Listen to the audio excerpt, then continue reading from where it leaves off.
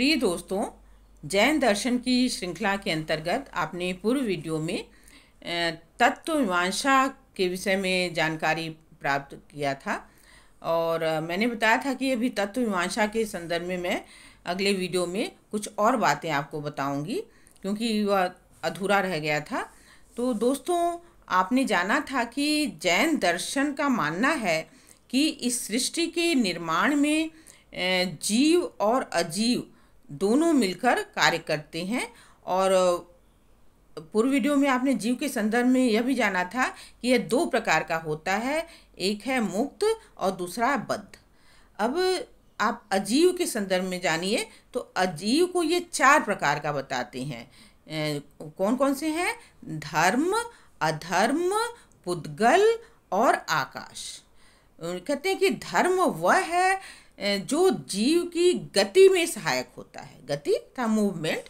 धर्म वह है जो जीव की गति में सहायक होता है, जैसे जल। जल जो है वो मछली की गति में सहायक होता है। और यहाँ यह भी स्पष्ट है कि वह केवल गति में सहायक होता है, उत्पादक नहीं। दूसरा जो अजीव है वह है अधर्म। यह ठीक धर्म का विपरीत है। मतलब यह अधर्म ऐसा अजीव द्रव है जो जीव के विश्राम में सहायक होता है।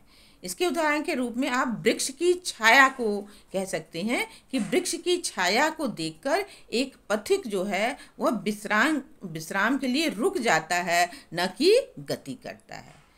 तीसरा अजीव ये बताते हैं वह है पुद्गल। पुद्गल यह जड़ पदार्थ है जिसमें चेतना नहीं होती। और कहते हैं कि मनुष्य का शरीर भी पुद्गल है। और पुद्गल को भी ये दो प्रकार का बताते हैं, एक परमाणु या अणु और दूसरा है स्कंद।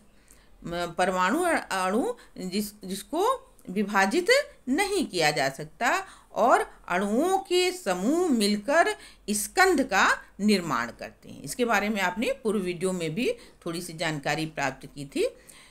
चौथा है आकाश। चौथा अजीव है आकाश। आकाश यह जो है वह सभी जीव और अजीव को आश्रय प्रदान करता है। और ये कहते हैं कि यह भी दो प्रकार का होता है, एक लोकाकाश और दूसरा है अलोकाकाश।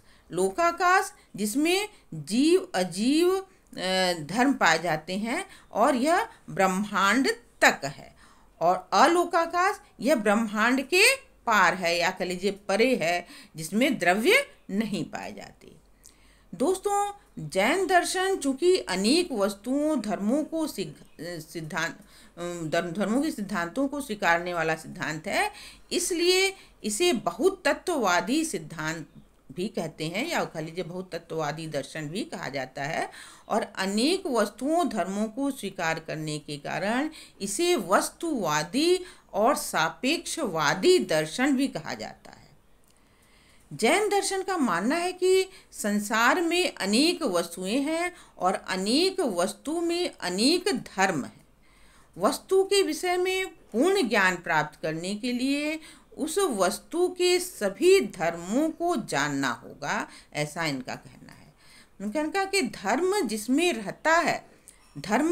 रहता है उसको क्या कहते हैं? धर्मी कहेंगे, वस्तु कहेंगे। और अनेक धर्मों के लिए द्रव्य शब्द का भी प्रयोग किया जाता है।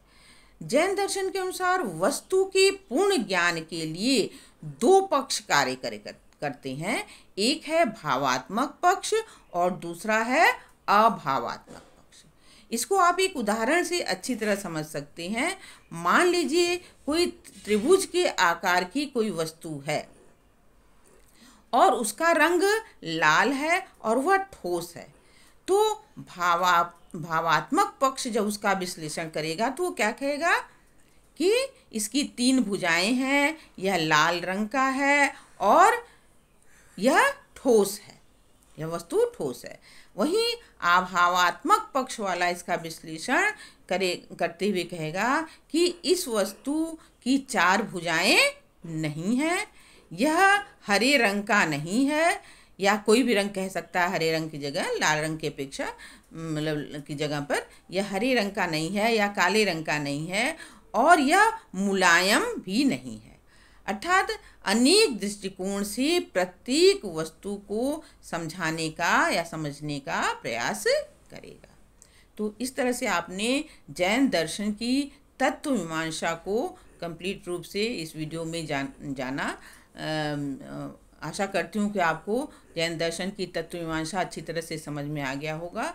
आप अपने व्यूज़ को कमेंट बॉक्स में अवश्य दें। अगर कुछ नहीं समझ में आया हो तो भी बताएं, और नेक्स्ट वीडियो का इंतज़ार करें। नेक्स्ट वीडियो में हम जैन दर्शन की ज्ञान मीमांसा को लेकर आएंगे। तब तक आप लोग सबको वीडियो देखने, लाइक करने, शेयर करने, और अगर आप चैनल पर नए हैं तो सब्सक्राइब करने के लिए बहुत बहुत धन्यवाद।